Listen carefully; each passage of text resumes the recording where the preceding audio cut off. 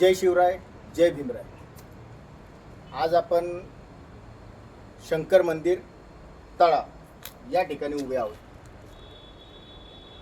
या तळ्याला इतिहास आहे, खूप वर्षाचं हे तळं आहे आणि पुरातत्व खात्याने याची दखल घ्यावी एवढं जुनं हे तळं आहे। या तळ्याला आत्तापर्यंत लाखो रुपयाचा खर्च केला, लाखो रुपये या तळ्यावर लावले, परंतु तळ्याची जी दयनीय अवस्था आहे ती जशीच्या तशी आहे। कहर म्हणजे नगर परिषदेने काही वर्षापूर्वी हे कारंज लावलं होतं आपल्या तळ्यामध्ये। या कारंजावरती लाखो रुपये खर्च झाला, जनतेचा पैसा त्या कारंजामध्ये लागला, निधीच्या मार्फत तो पैसा आला, तो त्याच्यामध्ये लागला। आज त्या कारंजाची परिस्थिती अशी आहे की ते बंद स्थितीत आहे, ते चालू झालेलं नाहीये। गेले कित्येक महिने हे कारंज जे आहे हे बंद अवस्थेतच आहे। नगरपालिकेने फक्त एक ठरवलेलं आहे, एखादी सुशोभीकरणाची वस्तू लावायची, त्याच्याकडे बघायचं नाही, त्याची देखभाल करायची नाही आणि ती अशीच सोडून द्यायची। ही नगरपालिका नेमकी कुणासाठी काम करते?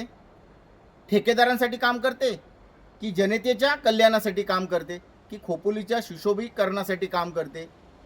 खोपोली शहरात एक गँग आलेली आहे, सुशोभीकरण करणाऱ्यांची गँग। ती काय करते? एखादा कोपरा बघते, एखादा जागा बघते, हां मुख्याधिकारी साहेब नगर परिषदेच्या अधिकाऱ्यांना हाताशी धरतात आणि इथं आपल्याला सुशोभीकरण करायचं आहे म्हणून ते सुशोभीकरण करतात। ते सुशोभीकरण केल्यानंतर त्या ठिकाणी डुंकूनी बघत नाही। खोपोली शहराला आज गरज काय आहे? 2 टाइम पाण्याची, सकाळी 2 तास, संध्याकाळी 2 तास। तुम्ही जो हा खर्च करताय ना तळ्याला, या तळ्याला खर्च न करता तुम्ही पाण्यावरती खर्च करा। कहर या तळ्याला परत आता काहीतरी लाइटिंग लावायचं काम चालू आहे, लाइटिंग करणार, सगळ्या बाजूनी तुम्ही लाईट्स लावणार, त्याच्यातून तुम्ही काय करणार आहात? नेमकं तुम्हाला काय करायचं? त्याच्यातून काय करायचं नेमकं त्याच्यातून?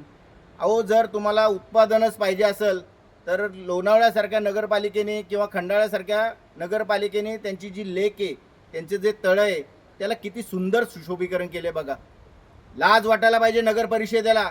नगर परिषदेने या नगरसेवकांनी खरं तर हे कार्यशाळा किंवा हे कुठं जातात ना की खोपोलीचा विकास आपण करायचा आहे म्हणून कार्यशाळा म्हणून जातात, तो जाण्यापेक्षा, लांब लांब जाण्यापेक्षा आपल्या जवळच्या वास्तूमध्ये जा, जवळच्या शहरामध्ये जा, तिथे काय आहे काय नाही ते बघा।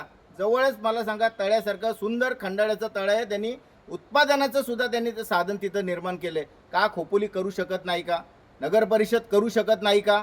अहो, मुख्याधिकाऱ्यांना करायचंच नाहीये, मुख्याधिकाऱ्यांना फक्त ठेकेदारांसाठी काम करायचंय। हा जो खर्च आहे या खर्चाला जबाबदार फक्त मुख्याधिकारी आणि नगर प्रशासन आहे। जय शिवराय, जय भीमराय, जय संविधान।